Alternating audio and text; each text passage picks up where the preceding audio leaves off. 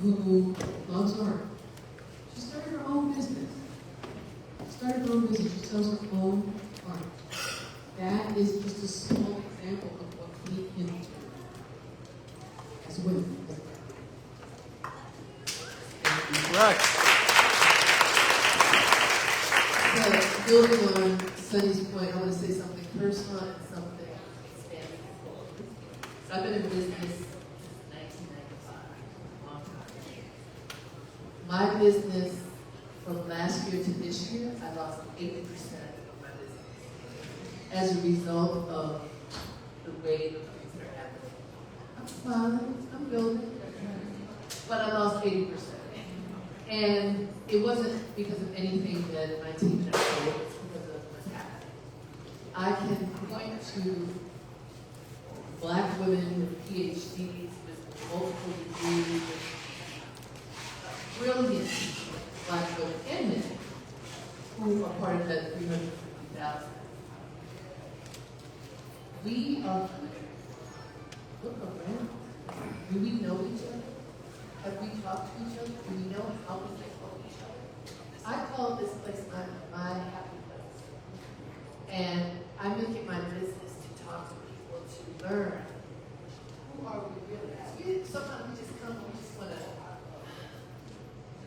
we can't just chill it.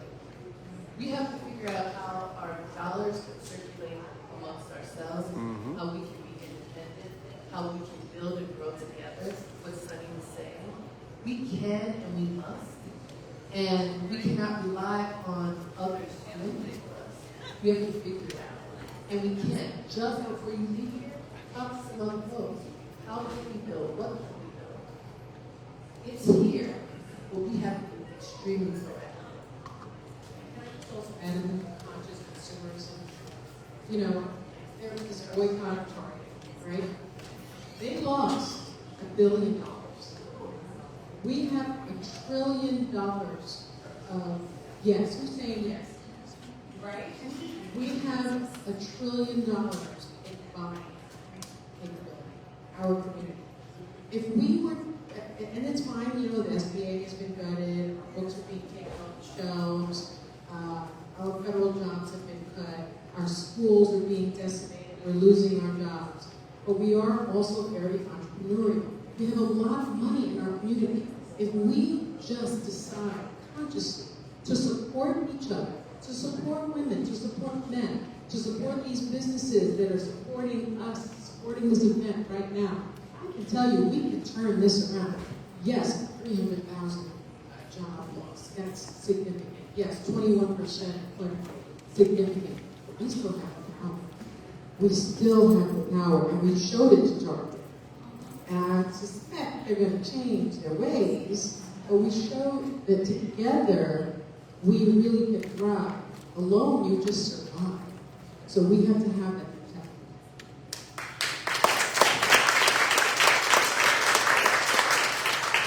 I want to mention a little bit about the federal sector.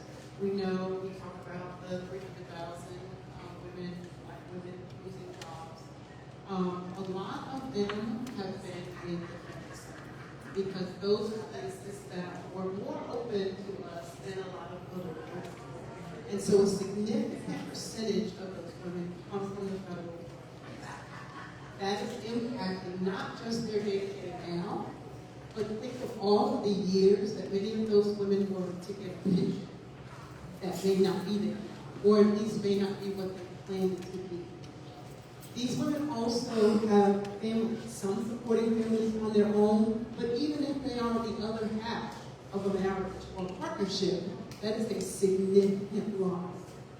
One of the stories I'm working on right now is about hidden homelessness. We have to be careful now, especially at this time of year with our children going back to school, to keep our eyes and ears open for those who are surfing from couch to couch, and we don't know these things are going on. Sleeping in cars, we don't know these things are going on because these parents and these children are getting up and functioning every day, and it's hidden homelessness. So please, let's be aware of it, and start keeping our eyes and ears open for people who may be experiencing that, and then reach out to them.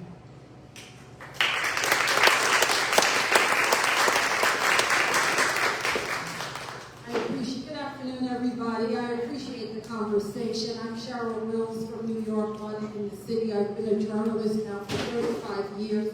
Black women are very clearly under attack. And it's something I've been reporting on for a very long time. And it's tragic. But there's a historical reference for this. We have always been under attack. And the more successful we become, the more arrows come at us. But this federal government has touched the third rail this time by trying to minimize our history, who we are. We're descendants of some of the strongest women that ever lived and walked in this country. And we now are tapping into their strength. We're tapping into their entrepreneurial spirit. And as a group, I'm very encouraged seeing this beautiful sisterhood here today. The brothers are here too, that's all right. Sisterhood that's here today because it's emblematic of what we're going to do and how we're going to continue to overcome.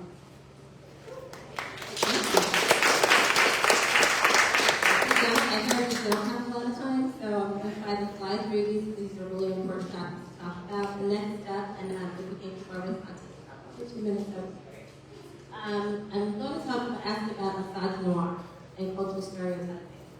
Who all knows what misogynoir is? Yes, it's the unique experience that Black women have because we are Black and we are also women. And we experience a lot of discrimination in all the spaces we enter because of this. So I want to know, how has misogynoir, cultural stereotyping, impacted your personal or professional life? As a Black woman anchor in New York City, I'm the first one in my station, and it's affected me tremendously. People have tried to take me out for generations, and I'm still standing.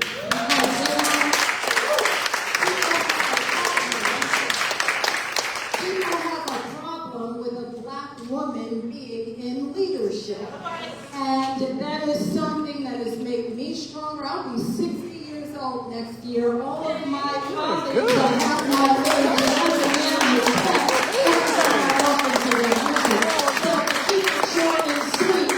It's standing firm on who you are and who sent you. I'm going to join this because I'll be 57 in October.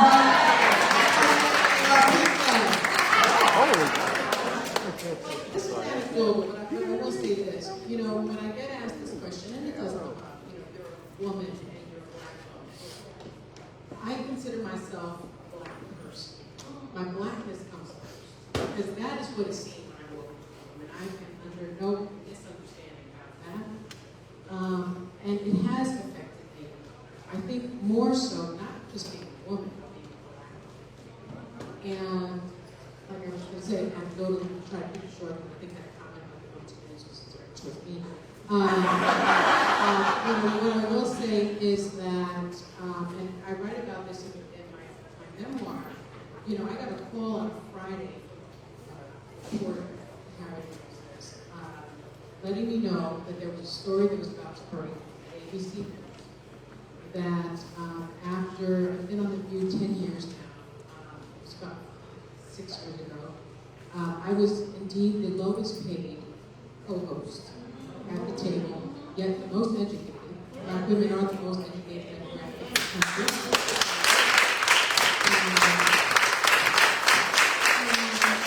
So I'm not an ego. I'm not asking for Whoopi Goldberg's money. Okay? Joy Behar is 82. She's been on the show 26 years. I'm not asking for her money. But I am asking for money for my degrees, and I am asking money for my experiences. I'm the third longest standing co-host. And what happened, what I learned after an internal investigation, I was deposed, an attorney felt icky. The head of diversity, it's a white woman, Jewish woman, was caught on tape saying that they did not have to pay me as much money as the other hosts. because I grew up at the Bronx Project and I was low rent. True story. Oh, it wasn't said to me. It was said to a group of people that were negotiating my contract. And that I would take less money because of my humble beginnings. So this is a real thing that I think is happening. If it happened to me, think about what's happening on a micro. Right? What was happening to me happened on kind of public, macro, because I wrote about it. Yes, I fought. Yes, I got reparations. Yes, I am paid my worth now. I did all the things. Love it.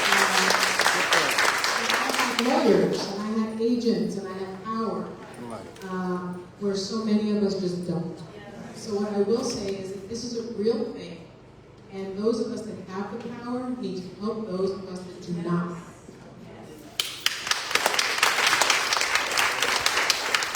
I want to address this from a particular way. I grew up in Essex, and what I can say is that having been taught by Sister Taylor how to know us, how to love us, how to embrace Black women in particular in every color, shape, form, hair texture that we have, period, is something that guides my steps every day.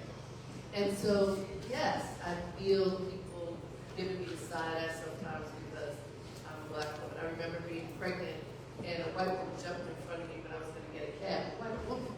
And I'm sorry, but I need this cab. You know, these things happen.